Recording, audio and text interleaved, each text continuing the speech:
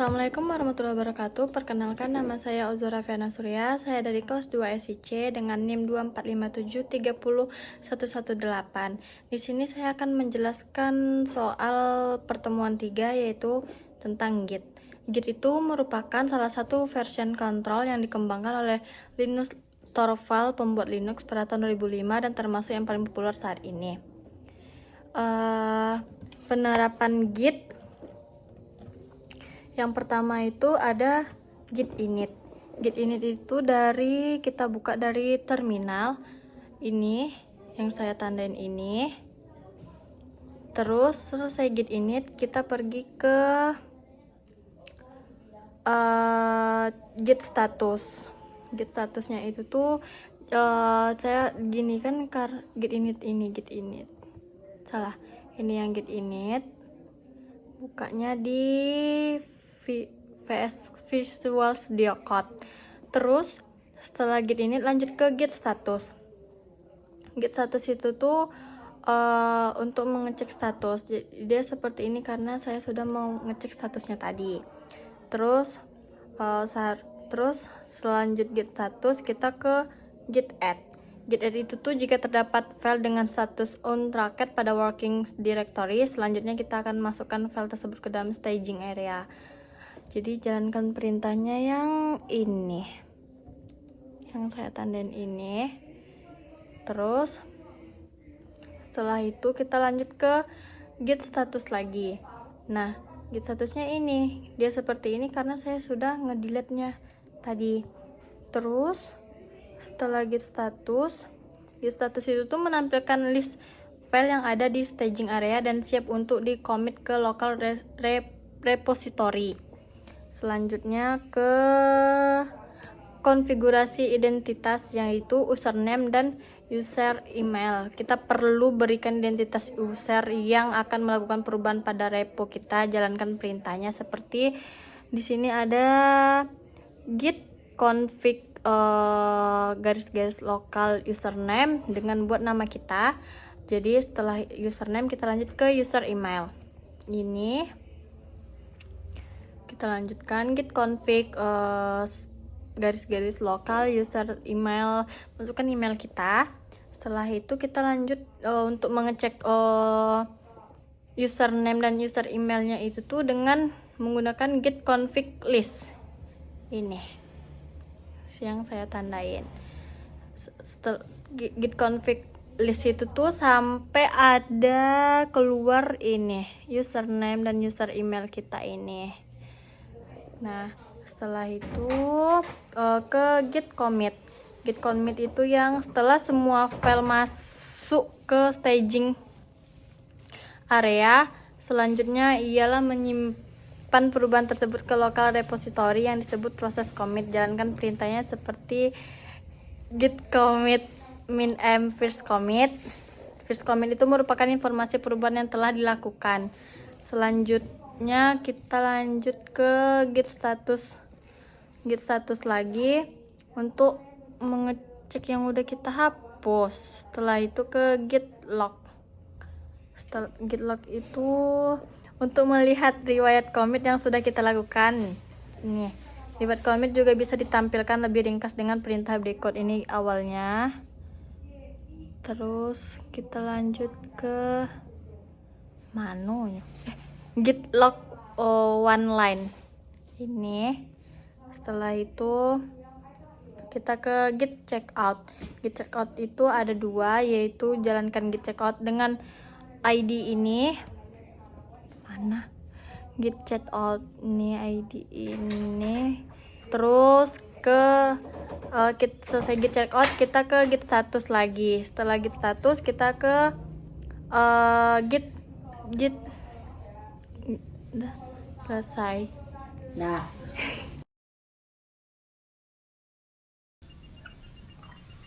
selanjutnya kita akan membahas tentang, di tutorial ini saya akan menunjukkan step by step mulai dari membuat controller, menambahkan function, membuat root, sampai menampilkan data di browser. Kita juga akan bahas sedikit teori di tiap step supaya lebih mudah dipahami. Di sini saya mendapatkan dengan judul perangkat dan lembaga.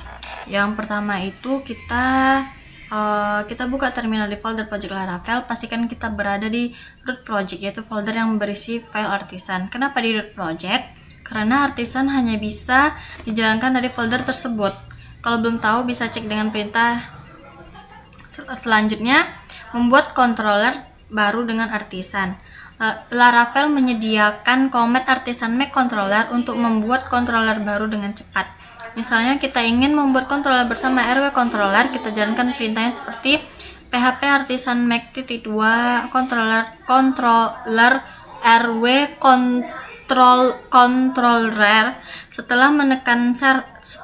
Setelah itu kita menekan enter. Laravel otomatis membuat file RW controller .php di folder app/http/controller/ di sini. Nih, dan ini RW controller. Kalau kalian buka file tersebut akan terlihat file kosong dengan namespace yang sudah benar, siap untuk ditambahkan function. Selanjutnya, dan inilah codingan yang RW controllernya itu. Nih. Selanjutnya, menambahkan function di controller. Controller berfungsi menampung logika aplikasi. Di sini kita akan menambahkan function index untuk menambahkan data RW. Di function ini kita bisa menyiapkan data dari database atau sekedar contoh dummy data menggunakan array. Di ini, aduh salah.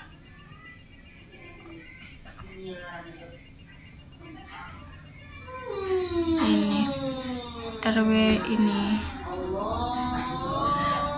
Selanjutnya di sini $RW adalah array yang menyimpan data RW yang ini. $RW yang menyimpan data RW .2 RW ID, nomor RW, ketua RW dan keterangan. Lalu kita mengirim data ke view menggunakan compact RW, yang artinya kita membuat variabel $RW tersedia di view. Selanjutnya membuat root. Root itu terletak di web. Root terus web. Buka file root/web.php dan tambahkan kode berikut yang ini. Penjelasannya, ketika kita buka URL http://localhost.8000/rw, Laravel akan memanggil function index di RW controller. Jadi root ini adalah penghubung antara URL dan controller. Selanjutnya membuat view dengan blade. View itu terletak di resort, terus ke view kita buat jadi namanya rw.blade.php. Kodenya ini, yang ini. Di sini kita menggunakan blade directive forage untuk melakukan perulangan data. Setiap item di array $RW akan ditampilkan sebagai baris di tabel. Jika datanya banyak, Blade akan otomatis membuat baris sebanyak data yang tersedia. Terus, nah, sekian penjelasan dari saya. Jika ada yang salah, saya mohon maaf. Assalamualaikum warahmatullahi wabarakatuh. Jadi segitu penjelasan dari saya tentang Git, yang dimana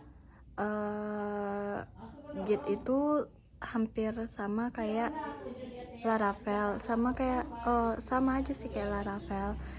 Cuman Git itu tuh kita perlu mendownload lagi aplikasi Gitnya, karena Laravel dan Git itu hampir sama, cuman beda aplikasi. Terus kalau kita misalnya ingin membuat